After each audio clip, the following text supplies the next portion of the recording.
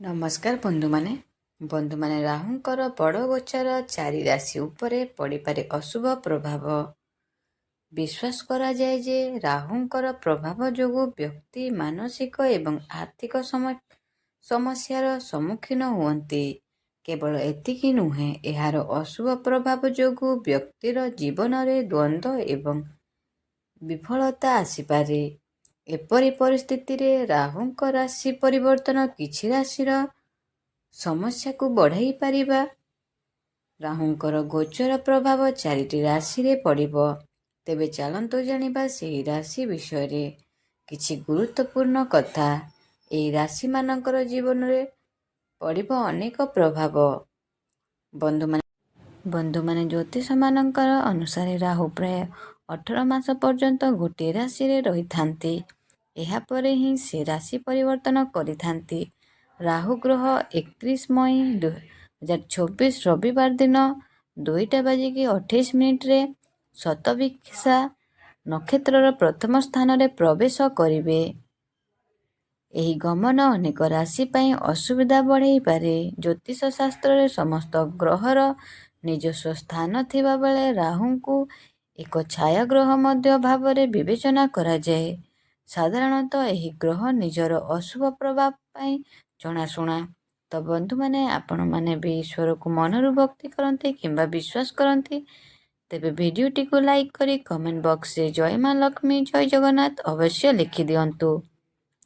ରାହୁ କୁମ୍ଭ ରାଶିରେ ପ୍ରବେଶ କରିବା ହେତୁ ଏହି ରାଶିର ଲୋକମାନେ ଆର୍ଥିକ କ୍ଷତି ସମ୍ମୁଖୀନ ହୋଇପାରନ୍ତି। ସମ୍ପର୍କରେ ଚାଲିଥିବା ଭୁଲ ବୁଝାମଣା ମନରେ ନିରାଶାର ଭାବନା ବୃଦ୍ଧି କରିବ। ଆପଣଙ୍କୁ ଯାତ୍ରା କରିବାକୁ ପଡ଼ିପାରେ। ଏହି ସମୟରେ ଆପଣଙ୍କୁ ଆପଣଙ୍କର ଖାଦ୍ୟପେୟର ଅଧିକ ଧ୍ୟାନ ଦେବାକୁ ପଡ଼ିବ। ଋଣ ସମ୍ପର୍କରେ ବିବାଦର ସମ୍ଭାବନା ରହିଛି।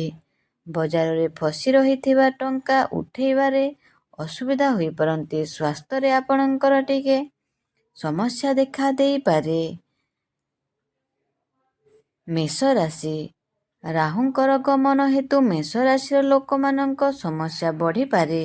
ଆପଣ କିଛି ପୁରୁଣା କଥାକୁ ନେଇ ମଧ୍ୟ ଚାପଗ୍ରସ୍ତ ରହିବେ। ଏହି ସମୟ ମଧ୍ୟରେ ଆପଣଙ୍କର ପରିସ୍ଥିତିକୁ ମନରେ ରଖି ଯେକୌଣସି ପଦକ୍ଷେପ ନିଅନ୍ତୁ। ସାଥୀଙ୍କର ସ୍ୱାସ୍ଥ୍ୟ ସମସ୍ୟା ମଧ୍ୟ ଆରମ୍ଭ ହୋଇପାରେ। ଯେକୌଣସି କାମ ସମାପ୍ତ କରିବାରେ ବାରମ୍ବାର ସମସ୍ୟା ହୋଇପାରେ। ଏପରି ପରିସ୍ଥିତି ରାହୁର ନକାରାତ୍ମକ ପ୍ରଭାବରୁ ରକ୍ଷା ପାଇବ। ଆପଣଙ୍କୁ ନିୟମିତ ଭାବରେ କଳା କୁକୁରକୁ ରୁଟି ଖୁଆଇବା ଉଚିତ। ଏହା ସାହାଯ୍ୟରେ ସମସ୍ତ ପ୍ରକାର ସମସ୍ୟା ସମାଧାନ ହୋଇପାରେ। କର୍କଟ ରାଶି। କର୍କଟ ରାଶି ଦେଇ ରାହୁଙ୍କର ଗୋଚର ଅଶୁଭ ପ୍ରମାଣିତ ହୋଇପାରେ।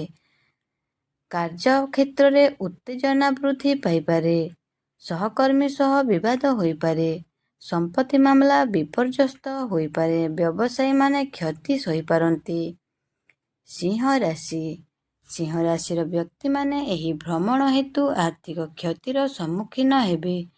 ସେମାନଙ୍କର ପିତାଙ୍କ ସହିତ ଉତ୍ତେଜନା ବୃଦ୍ଧି ପାଇପାରେ।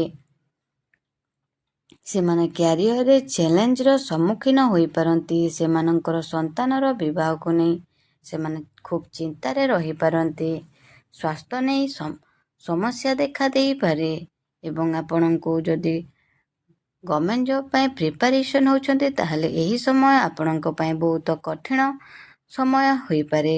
ତା ପ୍ରତି ଆପଣ ଟିକେ ସତର୍କ ରୁହନ୍ତୁ ଏବଂ ଆପଣଙ୍କ ସ୍ୱାସ୍ଥ୍ୟକୁ ନେଇ ଟିକେ ଜଗି ରଖି ଚଳନ୍ତୁ। ଖାଇବା ପିଇବା ଆପଣ ଠିକ୍ ଭାବରେ କରନ୍ତୁ, ନହେଲେ ସ୍ୱାସ୍ଥ୍ୟ ବହୁତ ଖରାପ ହୋଇପାରେ। ଆପଣଙ୍କର ବ୍ୟାପାର ବାଣିଜ୍ୟରେ ମଧ୍ୟ ଲସ୍ ଦେଖିବାକୁ ମିଳିପାରେ। ତା ପ୍ରତି ଆପଣ ସତର୍କ ରୁହନ୍ତୁ। ଆପଣଙ୍କର ଯଦି ଏହି ରାଶି ହୋଇଥିଲେ, ତାହେଲେ ଭିଡ଼ିଓଟିକୁ ଲାଇକ୍ କରି କମେଣ୍ଟ ବକ୍ସରେ ଜୟ ମା ଲକ୍ଷ୍ମୀ, ଜୟ ଜଗନ୍ନାଥ ଅବଶ୍ୟ ଲେଖିଦିଅନ୍ତୁ।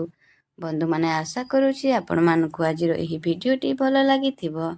ଯଦି ଭଲ ଲାଗିଥିଲେ କମେଣ୍ଟ ବକ୍ସରେ ଜୟ ମା ଲକ୍ଷ୍ମୀ, ଜୟ ଜଗନ୍ନାଥ ଅବଶ୍ୟ ଲେଖିଦିଅନ୍ତୁ। ଧନ୍ୟବାଦ। ଜୟ ଜଗନ୍ନାଥ।